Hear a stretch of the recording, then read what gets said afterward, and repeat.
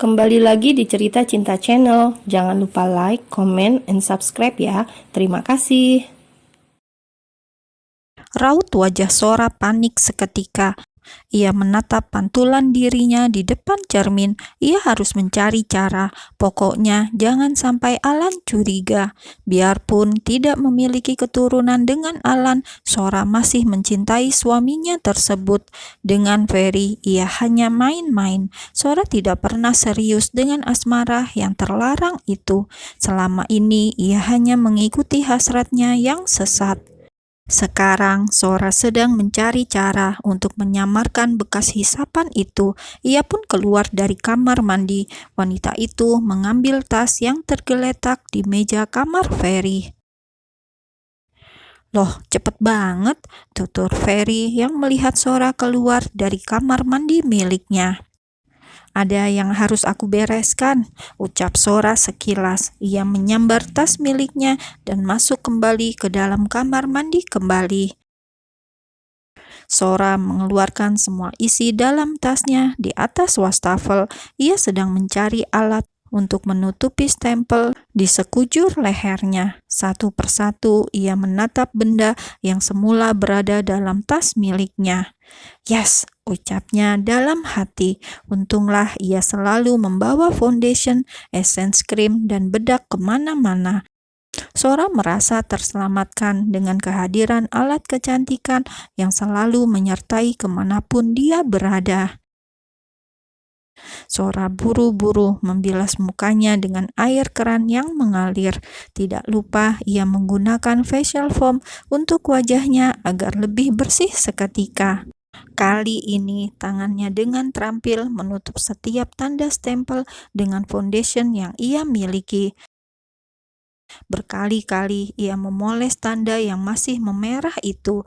Ini karena kulitnya yang bersih, membuat tanda tersebut begitu kentara di sekujur lehernya. Sora dengan teliti, jangan sampai ada yang terlewatkan oleh dirinya. Kali ini ia berperan sebagai make up artis profesional. Dengan lihai, ia menutupi semua barang bukti yang Ferry tinggalkan. Setelah hampir setengah jam ia bergelut dengan barang bukti yang terpatri di lehernya, kini Sora bisa bernafas lega. Dengan bangga, ia menatap hasil karyanya lewat kaca. Ia merasa puas dan tenang. Kini ia bisa pulang dengan aman dan selamat. "Lama sekali, katanya tadi nggak mau mandi," kata Ferry sembari memakan bubur ayam yang ditinggalkan Mama Ida tadi pagi. Sora tak menanggapi perkataan dari Ferry. Ia sibuk merapikan pakaian dan memasukkan semua barang-barang ke dalam tas. Setelah selesai semuanya, Sora pamit pada Ferry. "Mas, aku pulang ya," ucap Sora. Hati-hati." Ferry memberi kecupan di kening Sora. Sebenarnya ia enggan melepas Sora, namun secara hukum ia akan kalah bila merebut Sora begitu saja. Pria tersebut akan berlapang dada. Untuk kali ini ia akan bersabar. Sampai palu hakim diketuk di atas meja, ia akan sabar menunggu Sora jadi janda. "Bye." Sora meninggalkan kediaman rumah pacar gelapnya. Ia menatap ke atas. Dilihatnya awan yang berarak di atas langit yang membumbung tinggi. Ingin rasanya ia terbang bebas, mengepakkan sayap-sayapnya. Sora menarik nafas dengan dalam. Rasanya ia terlanjur salah langkah. Di tempat yang berbeda, Alan sudah kelihatan rapi. Suami Sora itu kini sudah terlihat segar dengan rambut yang masih basah. Hari ini ia sedang tidak ke kantor. Ia beralasan sakit pada istrinya. Pada kenyataannya, ia hanya ingin menginterogasi sang istri. Feelingnya terlalu kuat untuk dapat dibohongi. Buaya kok dikadalin. Di depan gerbang rumahnya, Sora langsung turun dari mobil.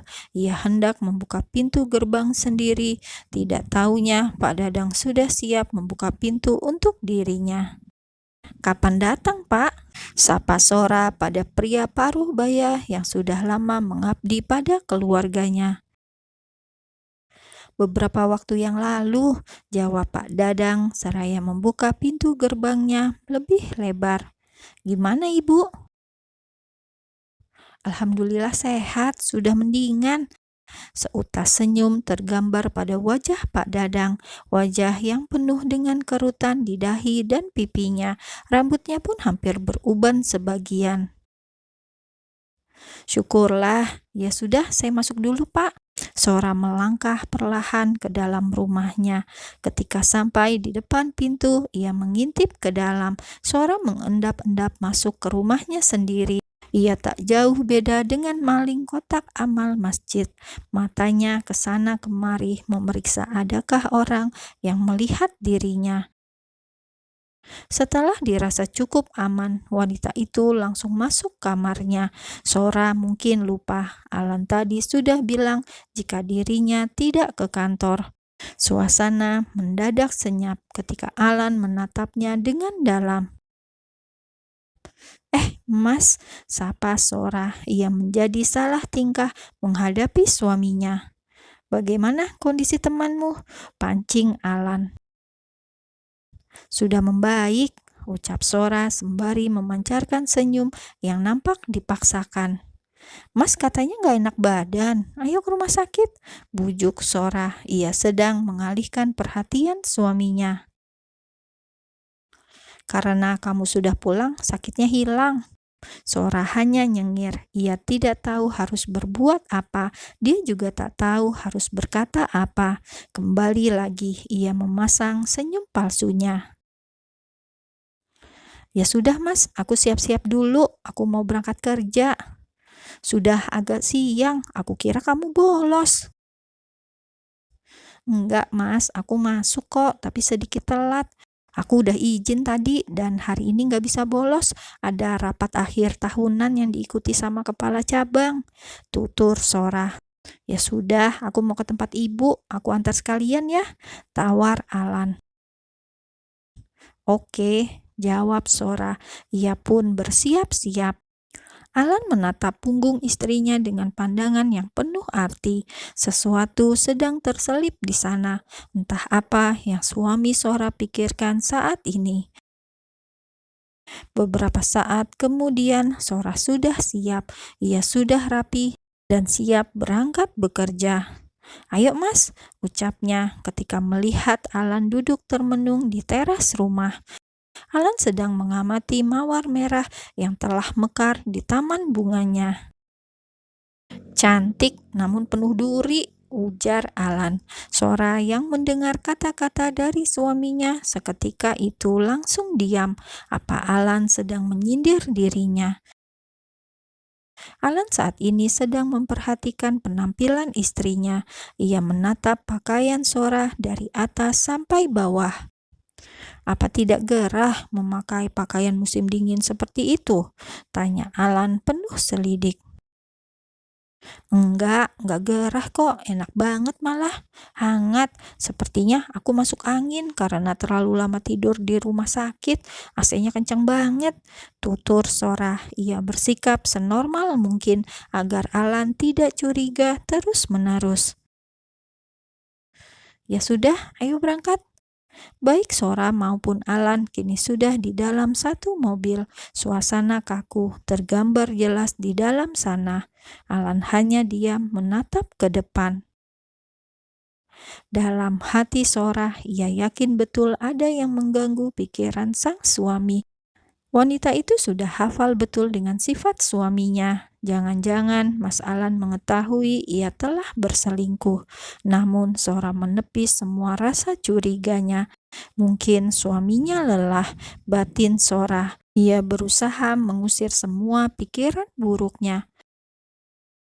Sepanjang perjalanan sampai depan kantor, Alan hanya diam tanpa suara. Mas, aku masuk dulu ya, ucap Sora. Aku jemput jam berapa? Jam 5, Mas. "Masuklah," ucap Alan dengan dingin. Sora masuk ke dalam kantornya. Ada perasaan aneh yang ia rasakan. Sora bergidik ngeri. Ia takut hal yang ia takutkan segera terjadi. Alan mencengkram kemudinya. Sorot matanya menajam. Ia seperti menahan kemarahan dalam dirinya. Sebenarnya ada apa dengan suami Sora hingga ia nampak marah, namun ia sembunyikan dari istrinya.